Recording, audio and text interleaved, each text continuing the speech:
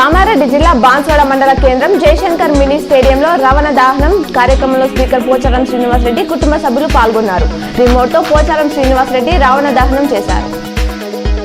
వెల్పూర్లోని mini స్టేడియంలో రాష్ట్ర మంత్రి వేముల ప్రశాంత్ రెడ్డి మాతృమూర్తి మంజులమ్మ ద్వాదశ దినకర్మ నేడు జరగనుంది. పెద్ద ఎత్తున ప్రజాప్రతినిధులు ప్రజలు హాజరు కానున్నారు.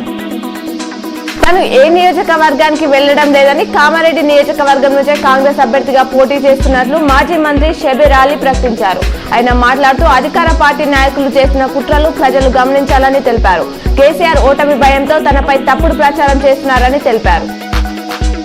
అసెంబ్లీ ఎన్నికలకు సంబంధించి రెండవ జాబితాను కాంగ్రెస్ పార్టీ మరో 2 రోజుల్లో విడుదల చేసే అవకాశం ఉన్నట్లు ఆ పార్టీ వర్గాలు పేర్కొన్నాయి. 6 సీట్లు మినహా మిగతా అన్ని స్థానాలు ఫైనల్ అయ్యాయని చెబుతున్నారు.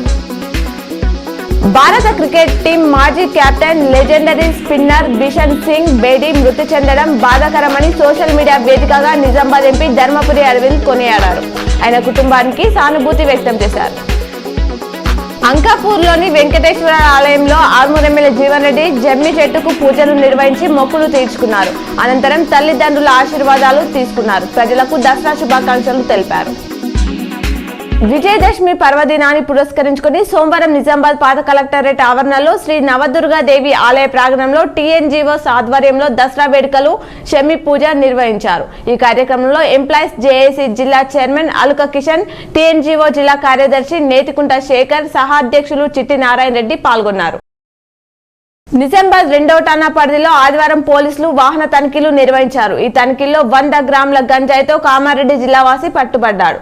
నగరంలోని పెద్ద బజార్ లక్ష్మీ మెడికల్ హాల్ వద్ద ద్విచక్ర వాహనంలో 100 గ్రాముల గంజాయితో కామారెడ్డి జిల్లా గాంధారి మండలం జమిని తాండాకు చెందిన నేనావావత్ మోహన్ పట్టుబడ్డాడు. తెలంగాణ అసెంబ్లీ ఎన్నికల వేళ పోలీసుల తనిఖీల్లో భారీగా నగదు బంగారం పట్టుబడుతుంది. తాజాగా జనగామ జిల్లాలో భారీగా బంగారం పట్టుబడింది. రఘునాథ్పల్లి మండలం కొమ్ముల టోల్ ప్లాజా వద్ద 5.4 కిలోల బంగారాన్ని పోలీసులు స్వాధీనం చేసుకున్నారు.